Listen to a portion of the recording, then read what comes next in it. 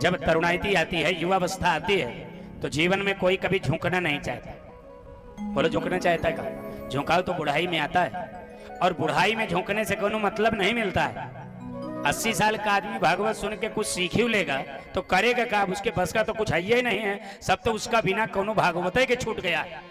भागवत सुन के तो 30 साल का आदमी, 40 साल का आदमी जब कुछ सीखेगा तो उसके आचरण में सुधार आएगा। और जो 92 साल के मरणासन्न है वो भागवत सुने ना सुने, अब वो सीधे ऊपर ही काम आई, नीचे तो भागवतों के काम के नहीं। और जीवन में अगर भागवत काम में नहीं आती है तो मरने के बाद भागवत का कौन मतलब है महाराज? जीवन में काम आनी चाहिए। जीवन में भागवत सुनते सुनते हमारे मन में आ जाए कि इस बार मैंने भागवत सुना, एक संकल्प लूंगा।